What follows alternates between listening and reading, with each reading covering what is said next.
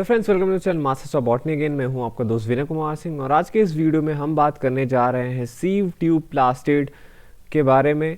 और इसमें कुछ यूनिक कैरेक्टर्स पाए जाते हैं जिसकी वजह से इसका जो है इम्पॉर्टेंस है प्लांट टैक्सोनॉमी में। और भी ये आप समझ लीजिए आपके 70s और 80s में यह काफ़ी पॉपुलर कॉन्सेप्ट हुआ था। और अगर आप देखेंगे कि सीव ट्यूब प्लास्टिड से जो हमें इंफॉर्मेशन मिलते हैं वो जो कि आपके एपीजी क्लासिफिकेशन सिस्टम है उसको ये कहीं ना कहीं सपोर्ट करता है। तो एक तरीके से कि जो सीव ट्यूब प्लास्टिड का कैरेक्टर है आप कह लीजिए एंजियोस्पर्म में, वो जो है इम्पॉर्टेंट है फैमिलीज़ के डिलिमिटेशन में। क्योंकि जो अगर आप देखेंगे टैक्सोनॉमी, तो टैक्सोनॉमी केवल और केवल मॉर्फोलॉजी ही नहीं है, अलग अलग जो सोर्सेज हैं प्लांट के जहाँ से भी आप इंफॉर्मेशन ले सकते हैं। जैसे अभी है प्रोमिनेंटली हम डीएनए के अलग अलग जो पार्ट्स हैं वहाँ से इंफॉर्मेशन लेके क्लासिफिकेशन करते हैं या किसी फैमिली को डिलिमिट करते हैं। अगर आप आ जाइए एनाटमी पे, तो हमें एनाटमी से जो इन्फॉर्मेशन मिलता है हम उसका यूटिलाइज़ करके फैमिली के उसको देख सकते हैं कि उनके क्या यूनिक फीचर्स हैं। और अगर आप बात करें पॉलन ग्रेन की, ऐसे ही क्रोमोसोम्स का एम्ब्रियोलॉजिकल कैरेक्टर कई सारे होते हैं, कीमोटैक्सोनॉमी हम करते हैं। तो उसी में से एक एग्जांपल है सीव ट्यूब प्लास्टिड का। क्या होता है सीव ट्यूब प्लास्टिड और कैसे ये जो है कुछ कुछ फैमिलीज़ के लिए इम्पॉर्टेंट है वो मैं आपको इस वीडियो में बताऊंगा और बहुत सारी इन्फॉर्मेशन भी आपको मिलेंगे। देखते रहिए वीडियो। सबसे पहले हम आते हैं सीव ट्यूब प्लास्टिड के बारे में। पहली बात तो हम जान लेते हैं ये क्या टर्म है। अगर आप पहली बार सुन रहे हैं सीव ट्यूब प्लास्टिड के बारे में तो आपको पता होगा फ्लोएम एक प्रकार का वैस्कुलर टिश्यू है जो कि ट्रांसपोर्ट करता है शुगर को। शुगर किससे बनता है? फोटोसिंथेसिस से बनता है। ग्रीन टिश्यूज में लाइक लीफ में फोटोसिंथेसिस होता है जिसकी वजह से शुगर बनते हैं। और क्योंकि शुगर जो होता है ग्रीन टिश्यू में बनेगा और ये एक तरीके का प्लांट का फूड है शुगर, तो इसको ट्रांसपोर्ट करना होगा प्लांट के विभिन्न हिस्सों में। ठीक, तो फ्लोएम क्या करता है? फ्लोएम ही रिस्पॉन्सिबल है इन शुगर्स के ट्रांसपोर्ट के लिए। अगर हम बात कर लें कि फ्लोएम केवल एक सिंगल सेल नहीं है, फ्लोएम सेल के कई सारे टाइप हैं और उनका फंक्शन भी है अलग अलग उन हर सेल्स का। तो देखते हैं, तो फ्लोएम के मेनली 4 सेल टाइप्स आपको मिलेंगे। The first one is sieve tube elements, second one is companion cell and the third one is fibres and the fourth one is parenchyma. तो अगर कोई आपसे पूछे कि फ्लोएम क्या है तो आप बोलेंगे कि ये फोटोसिंथेसिस से जो जनरेट होता है शुगर उसको ट्रांसपोर्ट करता है through out the plant. And phloem जो होता है बना हुआ होता है 4 टाइप के सेल से। अगर हम फंक्शन देखें जो सीव ट्यूब एलिमेंट का, वो है ये ट्रांसलोकेट करते हैं मेनली शुगर्स का, एमिनो एसिड और हार्मोन्स का। कंपेनियन सेल जो होते हैं ये सीव ट्यूब एलिमेंट्स को मेटाबॉलिक सपोर्ट देते हैं। फ्लोएम लोडिंग और अनलोडिंग जो है उसमें ये हेल्प करते हैं। फाइबर जो होते हैं मेनली सपोर्ट और प्रोडक्शन के लिए वहाँ पे होते हैं प्लांट्स में। और पैरेन्काइमा जो होता है स्टोरेज और सिंथेसिस के लिए प्लांट्स में होता है। बात करते हैं हम, क्योंकि फ्लोएम क्या है? एक वैस्कुलर टिश्यू है। और वैस्कुलर टिश्यू अगर आप देखेंगे जो है इवॉल्व हुआ है टेरिडोफाइटा, जिम्नोस्पर्म और एंजियोस्पर्म, इसलिए इनको हम बोलते हैं tracheophyta because there are presence of tracheary elements. और ब्रायोफाइटा में आप देखेंगे वहाँ पे जो ये सब सिस्टम है ट्रांसपोर्ट वगैरह का, वहाँ पे कोई सिस्टम डेवलप नहीं होता है। मेनली पैरेन्काइमेटस सेल्स ही जो होते हैं मेनली रिस्पॉन्सिबल होते हैं इन सारे ट्रांसपोर्ट के लिए। तो टेरिडोफाइटा, जिम्नोस्पर्म, एंजियोस्पर्म में ये सारे सेल्स पाए जाते हैं। देखते हैं कौन से सेल्स पाए जाते हैं कौन से नहीं। तो फर्स्टली अगर हम बात करें सीव ट्यूब एलिमेंट्स का, तो टेरिडोफाइटा और जिम्नोस्पर्म में सीव ट्यूब एलिमेंट्स के जगह पे, सीव ट्यूब के जगह पे सीव सेल्स होते हैं। देखिए यहाँ पे मैंने स्टार लगाया है, स्टार का यहाँ पे मैंने वो दिया है डिटेल। सीव सेल्स जो होते हैं ये साइड टू साइड कनेक्टेड होते हैं, ये सीव ट्यूब नहीं बनाते हैं। तो भले ही मैंने यहाँ पे सीव ट्यूब एलिमेंट्स लिखा हो पर आप किसके केस में ये बात करेंगे? एंजियोस्पर्म में। वहीं टेरिडोफाइटा, जिम्नोस्पर्म में सीव ट्यूब के जगह पे सीव सेल पाया जाता है। फंक्शन मैंने ऑलरेडी आपको बता दिया है। दूसरा हम बात करेंगे कंपेनियन सेल का। कंपेनियन सेल जो होते हैं ये भी टेरिडोफाइटा और जिम्नोस्पर्म में एब्सेंट होते हैं और इनकी जगह पे इनका फंक्शन जो होता है किससे होता है? एल्ब्यूमिनस सेल से होता है। और कंपेनियन सेल किस में प्रेजेंट रहते हैं? एंजियोस्पर्म में प्रेजेंट रहते हैं। डबल स्टार लगा है, डबल स्टार का डिटेल यहाँ पे मैंने लिखा है। इसका नेम जो है इस वजह से एल्ब्यूमिनस सेल पड़ा है क्योंकि ये रिच डिपॉजिट्स होते हैं प्रोटीन के और ये स्टेन लेते हैं जैसे एग का एल्ब्यूमिन, जिससे एल्ब्यूमिनस वो होता है उसी की जैसा स्टेन लेते हैं, इसलिए इसको एल्ब्यूमिनस सेल्स बोलते हैं। तो कंपेनियन सेल एंजियोस्पर्म के लिए और एल्ब्यूमिनस सेल उसी के जैसे टेरिडोफाइटा और जिम्नोस्पर्म में पाए जाते हैं। फाइबर्स की बात करेंगे तो फाइबर जो होते हैं टेरिडोफाइटा जिम्नोस्पर्म में एब्सेंट होते हैं, पर ये एंजियोस्पर्म में प्रेजेंट होते हैं। पेरेन्काइमा जो है टेरिडोफाइटा जिम्नोस्पर्म में प्रेजेंट होता है, एंजियोस्पर्म में प्रेजेंट होता है। अब तीसरे स्टार के बारे में बात कर लेते हैं कि टेरिडोफाइटा और जिम्नोस्पर्म जो होते हैं ये फाइबर्स बनाते ही नहीं है, इस वजह से वहाँ पे क्या नहीं होता है, फाइबर प्रेजेंट ही नहीं होता है। तो आपको इस स्लाइड में मैंने बताया कि फ्लोएम जो होता है रिस्पॉन्सिबल करता है फोटोसिंथेसिस के ट्रांसलोकेशन के लिए, एंड फ्लोएम 4 टाइप के सेल से मिलकर बना हुआ होता है। मैंने ये बताया कौन कौन से सेल या उसके जैसे ही सेल टेरिडोफाइटा जिम्नोस्पर्म और एंजियोस्पर्म में पाए जाते हैं, उनका फंक्शन क्या था। अब हम बात करते हैं, सेकेंड स्लाइड पे आते हैं। जो सीव ट्यूब एलिमेंट्स होते हैं और जो सीव सेल होते हैं, ये मैंने बताया फंक्शनल कंपोनेंट होते हैं फ्लोएम टिश्यू के, जिसकी वजह से जो फोटोसिंथेसिस होता है या जो अदर मॉलिक्यूल्स होते हैं वो ऑल अराउंड प्लांट में डिस्ट्रीब्यूट होते हैं। ठीक, सीव ट्यूब एलिमेंट जो होता है ये क्या होते हैं, लिविंग होते हैं। इसको डेड मत समझिएगा, जाइलम के जैसा। ठीक, जाइलम। ठीक, और इसमें जो होता है वो ऑस्मोटिकली एक्टिव प्लाज्मा लेमा होता है। देखो इसमें क्या क्या सेल में होता है ये भी आपको ध्यान रखना है कि सीव ट्यूब एलिमेंट्स में मैंने बताया टॉपिक क्या है, सीव ट्यूब। तो मैंने 4 सेल के भले आपको बताए हैं, पर हम बात कर रहे हैं पहले वाले का, सीव ट्यूब एलिमेंट्स के बारे में, वो भी एंजियोस्पर्म के बारे में हम बात करेंगे। तो सबसे पहले आपको ये देखना होगा, इसका फंक्शन मैंने बता दिया, ये ऑस्मोटिकली एक्टिव होता है और इसमें क्या क्या रहता है, माइटोकॉन्ड्रिया होता है, मॉडिफाइड प्लाज्मिड रहता है और एंडोप्लाज्मिक रेटिकुलम रहता है वहाँ पे।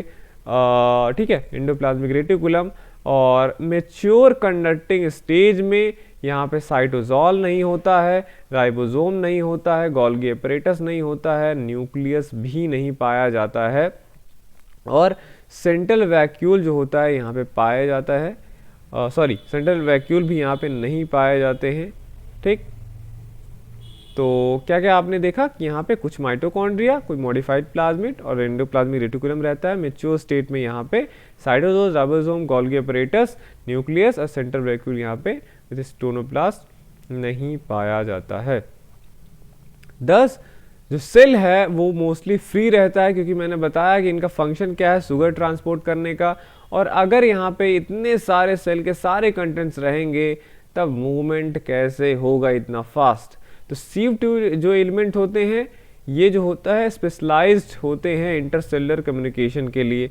ठीक है, और यहाँ पे 2 एरियाज रहते हैं। मान लीजिए आपका सीव ट्यूब हो गया तो 2 एरियाज रहेंगे, पोर्स रहते हैं, एक तो साइड वाले और एक ऊपर, आप कह लीजिए ऊपर वाले। ठीक, तो यहाँ पे जो इनके बीच में, क्योंकि मैंने बोला कि बहुत सारे सेल मिलकर एक तरीके का ट्यूब बनाते हैं। ठीक, तो यहाँ पे ये जो सीव ट्यूब एलिमेंट्स होते हैं इनके साइड में भी वो रहते हैं, पोर्स रहते हैं और एंड वॉल पे भी पोर्स रहते हैं।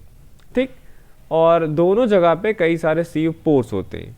तो ये था मैंने बताया सीव ट्यूब एलिमेंट्स के बारे में, जिसकी वजह से शुगर का ट्रांसपोर्ट होता है। ठीक, अब हम बताते हैं आपको सीव ट्यूब वो क्या होता है। सीव ट्यूब पे ऊपर सबसे पहले जो आपके रिसर्च करते हैं वो एक बहन के करके साइंटिस्ट थे 1965 में। इन्होंने सबसे पहले सीव ट्यूब के किस पे रिसर्च स्टार्ट करा, प्लास्टिड के ऊपर। मैंने बताया क्या क्या उसमें पाया जाता है, क्या क्या नहीं पाया जाता, सीव ट्यूब क्या होता है ये मैंने आपको बता दिया। अब हम इसके प्लास्टिड के बारे में बात करते हैं। ठीक, सबसे पहले बहनके ने 1965 में डायस्कोरोसी फैमिली के प्लास्टिड के सीव ट्यूब पे इन्होंने जो सीव ट्यूब के प्लास्टिड है उन पर रिसर्च करना स्टार्ट करा। उसके बाद से ये पता चला कि ये जो सीव ट्यूब प्लास्टिड होते हैं इनका टैक्सोनॉमिक सिग्निफिकेंस है, और फिर उसके बाद बहुत सारी एंजियोस्पर्म फैमिलीज में ये सीव ट्यूब प्लास्टिड पे स्टडी हुई। ठीक, अब आपको क्या ध्यान देना है कि स्टार्च ग्रेन्स जो होते हैं ये सभी सीव एलिमेंट प्लास्टिड में प्रेजेंट रहते हैं। ठीक है, अब उस प्लास्टिड के अंदर क्या होता है, स्टार्च ग्रेन्स प्रेजेंट होते हैं जो नंबर में वरी कर सकते हैं, साइज में वरी करते हैं और शेप में वरी कर सकते हैं। प्रोटीन यहाँ पे भी बिल्डअप होता है स्टार्च के अलावा, क्रिस्टलाइड फॉर्म में या फिलामेंटस फॉर्म में कुछ पर्टिकुलर प्लास्टिड में। तो 2 टाइप के आपको मिले, यहाँ पे, ठीक है। मैंने बताया जो सीव ट्यूब प्लास्टिड होते हैं या यहाँ पे स्टार्च ग्रेन्स होते हैं और उनमें क्या होते हैं, प्रोटीन्स होते हैं। स्टार्च ग्रेन्स जो होते हैं वो नंबर में, साइज में, शेप में वरी करते हैं और उसी के जैसा वहाँ पे प्रोटीन्स भी रहता है जो कि क्रिस्टलॉइड या फिलामेंटस हो सकते हैं। अब आपको दो टाइप के प्लास्टिड मिल गए, एक पी टाइप प्लास्टिड जो कि क्या करते हैं, अकुमुलेट करते हैं प्रोटीन्स का, और एक एस टाइप प्लास्टिड जहां पे प्रोटीन अकुमुलेट नहीं होता है, ठीक है। Since starch accumulation can be present और absent in both type of plastid, it is not crucial for classification. अब देखिए यहाँ पे आपको ध्यान देना है, थोड़ा आप कंफ्यूज हो सकते हो।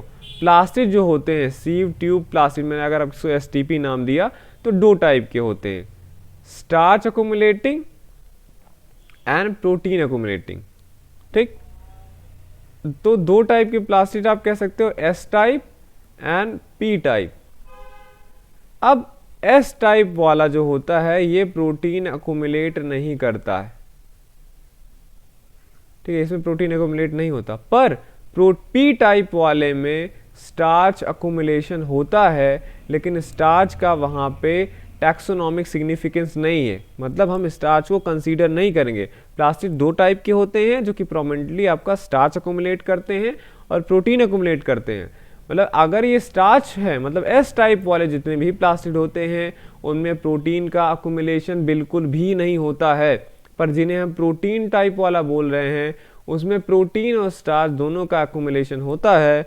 पर अगर हम टैक्सोनॉमी की बात करें तो स्टार्च को वहाँ पे हम कंसीडर नहीं करेंगे, प्रोटीन जो होता है वो टैक्सोनॉमिक इम्पॉर्टेंट है।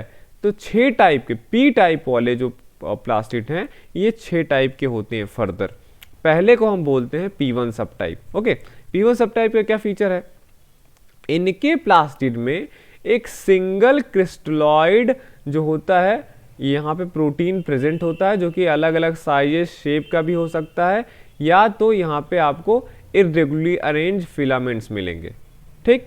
तो आपने क्या देखा, एक सिंगल क्रिस्टलॉइड डिफरेंट साइजेस का प्रेजेंट रहेगा या तो इरेगुलरली अरेंज फिलामेंट वहाँ पे होगा। ये जो टाइप का आपका P1 सब टाइप है जो कि प्रोटीन अकुमुलेटिंग प्लास्टिड है, ये मोस्ट प्रिमिटिव है फ्लावरिंग प्लांट्स में। और ये कहाँ कहाँ पे पाया जाता है, मैग्नोलिएस में, लारेस में और अरिस्टोलोकिएस में। यहाँ पे देखिए पहला जो है ए, ये ए है, और यहाँ पे P1 सब टाइप का मैंने बोला एक सिंगल क्रिस्टलॉइड अगर रहेगा प्लास्टिड में प्रोटीन तो वो कौन सा होगा, P1 सब टाइप का। और ये जो B है आपका, ये हो गया आपका C, और ये D फोटोग्राफ। D जो आपका B वाला है ये मैग्नोलिया का फ्लावर है, C वाला लॉरस है जो कि लॉरेल्स का है रिप्रेजेंटेटिव, और यहाँ पे अरिस्टोलोका कैलिफोर्निका है D वाला, ये क्या है, अरिस्टोलोकियस का मेंबर है। ये सारे मेंबर्स में इसी टाइप का P1 सब टाइप का प्लास्टिड पाया जाता है। P1 सब टाइप का प्लास्टिड का मतलब मैंने बोला P टाइप का प्लास्टिड, और उसको फिर 6 भागों में डिवाइड करा गया है। तो मतलब ये प्रोटीन अकुमुलेटिंग प्लास्टिड हैं, पर यहाँ पे केवल एक ही सिंगल क्रिस्टलॉइड जो कि डिफरेंट साइज या शेप का होगा वो पाया जाता है, ठीक। अब हम बात करते हैं दूसरे, जिसको हम बोलेंगे P2 सब टाइप। मतलब मैंने बोला कि प्लास्टिड होगा, स्टार्च या प्रोटीन अकुमुलेटिंग होगा, तो हम केवल बात कर रहे हैं P टाइप का, जिसको हम बोल रहे हैं प्रोटीन अकुमुलेटिंग। उसमें मैंने बोला 6 टाइप, और ये दूसरा सब टाइप आ गया। अब ये जो P2 वाले होते हैं ये मेनली क्या होते हैं, मोनोकोटिलिडन्स में पाए जाते हैं। यहाँ पे P2 टाइप के सी विडमेन प्लास्टिड होते हैं। अब इनका क्या फीचर है, यहाँ पे क्यूनिएट प्रोटीन क्रिस्टल पाए जाते हैं जो कि इसका सेंटर में ओरिएंटेशन होता है। ये जो शेप हो गया आपका, ये क्या है, ये ए बी, ये सी, ये डी पिक्चर, ठीक। यहाँ पे इसको हम क्या बोलते हैं, क्यूनिएट शेप बोलते हैं। देखिए सेंटर की तरफ इसका है, सेंटर में सबका मुंह है। तो ये ऐसा आपको मोनोकोटिलिडन्स के जितने भी मेंबर होंगे वहाँ पे आपको मिलता है इसी शेप का, जो कि सेंटर में ओरिएंटेड रहते हैं। इसको हम P2 सब टाइप बोलते हैं, ठीक। ये जो होता है कहाँ पर, सिनेपोमॉर्फिक कैरेक्टर है, मतलब जो साथ साथ कई सारे फैमिलीज में एक साथ हों। और अगर आप एबीजी का क्लासिफिकेशन देखोगे तो वहाँ पे जो बेसल ग्रुप हैं, लिलियॉइड से लेके कैमेलिनॉइड तक, वहाँ पे ये पाए जाते हैं। कुछ ये डाइकोटिलिडनस जेनरा में भी रिपोर्टेड है, जैसे कि एसआरएम और सरूमा, ये कुछ मेंबर हैं जहाँ पे P2 सब टाइप वाले मिलते हैं, डाइकॉट होते हुए भी उनमें ये मिलता है। तो इस वजह से ये हमें पता चला है कि ये क्या हो सकते हैं, मोनोकॉट्स और डाइकॉट्स के बीच के लिंक हो सकते हैं। यहाँ पे देखो मैंने बनाया, ये जो बी वाला है ये ट्रेटकैंसिया का फ्लावर है जो कि एक मोनोकॉट का रिप्रेजेंटेटिव है। सी मैंने जो बोला एसारम है, ये वो डाइकॉट्स हैं एसारम और सरूमा जिनमें ये दोनों जिनमें ये P2 सब टाइप वाला मिलता है। डाइकॉट होके भी वहाँ पे P2 सब टाइप वाला मिलता है। अगर आपसे कोई पूछे तो आप क्या बताएंगे, P2 सब टाइप वाला ये मोनोकॉट्स का फीचर है। थर्ड पे हम आते हैं P3 सब टाइप पे। P3 सब टाइप क्या होता है, यहाँ पे जो होता है बंडल ऑफ फिलामेंट्स होते हैं जो कि एक रिंग बनाते हैं। ठीक है, P3 सब टाइप में जो क्या है P टाइप का प्लास्टिड है, इसमें जो प्रोटीन होता है वो बंडल्स ऑफ फिलामेंट एक रिंग बनाते हैं। ये जो होता है केवल और केवल कैरियोफिलेस ऑर्डर तक सीमित है, उसी में पाया जाता है। और देखो इसी के आधार पे ही बैटेसी और गायरोस्टोमेसी जो फैमिलीज हैं वो कैरियोफिलेस से निकाल दी गई थी। ठीक, अब जो है इसका भी 3 सब टाइप है।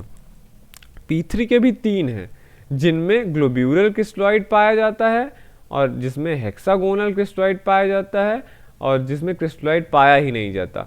ये क्या है, A वाला है, ये B वाला है, ये C वाला। देखो इसके सेंटर में कुछ नहीं है तो ये क्या है, विदाउट क्रिस्टलॉइड P3C वाला है। और यहाँ पे क्या है, देखिए हेक्सागोनल आप देख सकते हैं, यहाँ पे ये हेक्सागोनल है और ये E यहाँ पे क्या है, ये ग्लोब्यूलर है। ठीक, और ये कैरोफिलेस का है। कैरोफिलेस का यहाँ पे एक मेंबर मैंने रिप्रेजेंटेटिव डाला है जिसका नाम क्या है, डायंथस कैरोफिलस। ये एक मेंबर है कैरियोफिलेस का। अब हम आते हैं चौथे पे। उससे पहले मैं आपको बता दूं बेहनके ने 1976 में जो ये ऑर्डर है इसको 3 सब फैमिलीज में डिवाइड करा था जो कि करेस्पॉन्ड करता है, ये 3 सब ऑर्डर हैं। 3 सब ऑर्डर्स में एक्चुअली डिवाइड किया था कैरोफिलेस को, कैरियोफिलिनी, चिनोपोडिनी और Phytolaccineae, based on the distribution of these from. ये जो 3 टाइप के मैंने आपको बताया इसके डिस्ट्रीब्यूशन के आधार पे इन्होंने 3 सब ऑर्डर्स दिए थे। चौथे पे आते हैं, इसको हम बोल रहे हैं P4 सब टाइप। यहाँ पे जो प्लास्टिड होता है उसके अंदर क्या रहता है, कुछ पॉलीगोनल क्रिस्टलॉइड होते हैं जो कि अलग अलग साइज के होते हैं। देख रहे हैं ये पॉलीगोनल क्रिस्टलॉइड हैं जो कि अलग अलग साइज के हैं। और ये जो है केवल और केवल कहाँ पे रिस्ट्रिक्टेड है, फैबेस ऑर्डर में। ठीक, तो ये मैंने देखा पॉलीगोनल क्रिस्टलॉइड है, ये यहाँ पे फैबेस के अंदर एक इंपॉर्टेंट फैमिली है आपका फैबेसी। यहाँ पे एक इंपॉर्टेंट मेंबर है, मैंने यहाँ पे रिप्रेजेंटेटिव डाला है फैबेसी का जो कि है डेस्मोडियम गैंगेटिकम। फैबेसी आपको पता है फैबेस ऑर्डर से बिलोंग करता है जो कि एबीजी की क्लासिफिकेशन में आपको रोजेट्स के अंदर मिलेगा। फिर आते हैं हम P5 सब टाइप पे। यहाँ पे जो ये प्लास्टिड होता है इसमें कई सारे क्रिस्टलॉइड वो होते हैं, प्रोटीन होते हैं जो कि डिफरेंट साइजेस और शेप के होते हैं। ये जो देखो यहाँ पे हैं डिफरेंट साइज और शेप के हैं और कई सारे यहाँ पे क्रिस्टलॉइड्स हैं। ये एरिकेल्स ऑर्डर में पाया जाता है। एरिकेल्स किस में रखा हुआ है, यूडाइकॉट्स के अंदर एक क्लेड है एस्ट्रिड्स, उसके अंदर रखा हुआ है। इसमें कई सारे इंपॉर्टेंट फैमिलीज हैं एरिकेल्स ऑर्डर में, जैसे बाल्सामिनेसी, इबेनेसी, इरिकेसी, प्राइमुलेसी, सैपोटेसी एंड थिएसी। और एरिकेल्स का ये हो गया। और एक फैमिली जो कि है एरिकेल्स का जो नहीं है, राइजोफोरेसी। राइजोफोरेसी आपने अगर नाम सुना होगा, ये जो है मालपिघेज क्लेड के हैं, रोजेट्स के अंदर आते हैं। यहाँ पे करीब 147 स्पीशीज हैं और 15 जेनरा हैं। ठीक है, 15 जेनरा और 45 स्पीशीज। और राइजोफोरेसी फैमिली को हम मेनली क्या बोलते हैं, इसमें मैंग्रोव मेंबर्स आते हैं आपके। अब हम बात करते हैं यहाँ पे फोटो नंबर जो A है, यहाँ पे आप देख सकते हैं, मैंने आपको बताया कई सारे क्लिस्ट्रॉइड है जो कि डिफरेंट शेप और साइज के हैं। दूसरा जो है यहाँ पे B एक राइजोफोरा का स्पीशीज है। तीसरा जो है एजिलिया के फ्लावर है जो कि एरिकेल्स का मेंबर है। इसके बाद हम करते हैं लास्ट की बात जो कि है आपका 6 सब टाइप का। यहाँ पे जो प्लास्टिड है उसके अंदर एक केवल सिंगल सर्कुलर क्रिस्टलॉइड पाया जाता है। ठीक, अब देखो इसमें कंफ्यूज मत होइएगा, इससे पहले आपको एक सर्कुलर वाला मिला था ये, पर यहाँ पे इसके बाहर क्या था, एक सर्कुलर रिंग था, बंडल ऑफ फिलामेंट था, फिर सर्कुलर रिंग था, इसका सब टाइप था अलग से। पर यहाँ पे लास्ट वाले में क्या है, यहाँ पे बंडल नहीं है, केवल सेंटर में प्रेजेंट है। ठीक, एक सिंगल सर्कुलर क्रिस्टलॉइड पाया जाता है। ये बक्सेसी फैमिली में मिलता है और बक्सेसी एक छोटी सी फैमिली है जिसमें 123 लगभग स्पीशीज हैं। और ये बक्सेस ऑर्डर के अंदर रखा गया है यूडाइकॉट्स के अंदर, APG4 में आप देखेंगे। ठीक, तो ये एक सर्कुलर क्लिस्ट्रॉइड प्रोटीन प्लास्टिड है जो कि P6 सब टाइप का प्लास्टिड में आता है। यहाँ पे बक्सस सेम्पेरवेरेंस जो कि एक रिप्रेजेंटेटिव मेंबर है बक्सेसी का, वो मैंने डाला है। तो ओवरऑल एक बार फिर से रिव्यू कर लेते हैं। मैंने सबसे पहले आपको बताया सीव ट्यूब प्लास्टिड होता क्या है, फ्लोएम के बारे में। एक्चुअली फ्लोएम में ये पाया जाता है। फ्लोएम में 4 टाइप के सेल होते हैं, उसमें से एक होता है सीव ट्यूब। सीव ट्यूब के अंदर कई सारे ऑर्गेनेल रहते हैं, जैसे कि माइटोकॉन्ड्रिया, प्लास्टिड और एंडोप्लाज्मिक रेटिकुलम। कई सारे ऑर्गेनेल्स में नहीं पाए जाते हैं, जैसे ribosome, Golgi apparatus, nucleus etcetera. उसमें से बहनके ने 1965 में इसके जो सीव ट्यूब प्लास्टिड है उस पर रिसर्च करा था डायस्कोरेसी फैमिली में। उसके बाद कई सारी फैमिलीज में रिसर्च हुई इसके प्लास्टिड में। देखा गया कि 2 टाइप के प्लास्टिड पाए जाते हैं, एक को एस टाइप बोलते हैं, एक को पी टाइप बोलते हैं। एस टाइप वाले में प्रोटीन का एक्युमुलेशन नहीं होता था, पी टाइप वाले में प्रोटीन का एक्युमुलेशन होता था। ठीक है, तो प्रोटीन का तो होता था, अब उसमें स्टार्च होता है कि नहीं होता है ये अलग बात है। मतलब स्टार्च हो भी सकता था, नहीं भी हो सकता था। फिर मैंने बताया कि इसके स्टडी के बेसिस पे इसको 6 टाइप में डिवाइड करा गया था। पहले में मैंने बोला एक ही क्रिस्टलॉइड पाया जाएगा जिसका शेप और साइज अलग हो सकता है, ये प्रिमिटिव जो प्लांट फैमिलीज है उसमें पाया जाता है। दूसरा मैंने बताया कि क्यूनिएट प्रोटीन के क्रिस्टल होते हैं जो कि ओरिएंटेड रहते हैं towards the centre of the plastid. ये जो है मोनोकॉट्स का स्पेशली फीचर है। 2 डाइकॉट्स हैं, एसआरएम और सरूमा, वहाँ पे पाए जाते हैं। तीसरा मैंने बताया कि यहाँ पे बंडल ऑफ फिलामेंट्स होते हैं जो कि रिंग बनाते हैं, और सेंटर में कैसे हैं, ग्लोब्यूलर है, हेक्सागोनल है या विदाउट क्रिस्टलॉइड है, उसके बेसिस पे फर्दर ये 3 सब टाइप में डिवाइड किए गए हैं। और ये कैरोफिलेज का फीचर है। चौथे पे आ जाओगे जहाँ पे पॉलीग्लोनल क्रिस्टलॉइड पाए जाते हैं अलग अलग साइज के, ये फैबेज का मेन फीचर है। और फिर 5वें पे आ जाएं तो यहाँ पे कई सारे क्रिस्टलॉइड होते हैं डिफरेंट शेप और साइज का। ये एरिकेल्स और राइजोफोरेसी फैमिली का मेन फीचर है। एरिकेल्स के अंदर, एरिकेल्स एक ऑर्डर है, उसके अंदर कई सारे फैमिलीज हैं, तो सबके मेंबर में पाया जाता है। छठवां जो लास्ट सब टाइप है मैंने बताया, यहाँ पे एक सिंगल सर्कुलर क्रिस्टलॉइड पाया जाता है जो कि फैमिली बक्सेसी का मेन फीचर है। तो ये था आपका सीव ट्यूब प्लास्टिड। और मैंने बताया कि काफ़ी डीप में नहीं पढ़ा है, इसमें बहुत सारे रिसर्च हुए हैं, बस ये आप आउटलाइन जाने रहिए क्या है क्या नहीं है, उतना आपके एग्ज़ाम पॉइंट ऑफ व्यू से और आपके समझने के लिए काफ़ी है। ठीक है, अब मैं रेफरेंस बताना चाहूँगा। एक बहुत अच्छी बुक है गुरुचरण सिंह का, वहाँ पे अच्छा कंटेंट मुझे मिला। और एक बुक है प्लांट एनाटॉमी की, a concept based approach to the structure of seed plants, वहाँ से मैंने कुछ कंटेंट लिए हैं। तीसरा, जो साइंटिस्ट हैं बहन के एच डी एटमा और बार्थलॉट, इनका एक 1983 का पेपर है जहाँ पे मैंने फ़ोटोज़ वगैरह यूज़ करे हैं। जितने भी मैंने आपको बताया सर्कुलर हेक्सागोनल, उनके पेपर से मैंने लिया है, और विकिपीडिया से जो भी पिक्चर्स मैंने यूज़ करे हैं विकिपीडिया से यूज़ करे हैं। तो ये था sieve tube plastid in relation to plant taxonomy. देखते रहे masters of botany, and thank you for watching this video.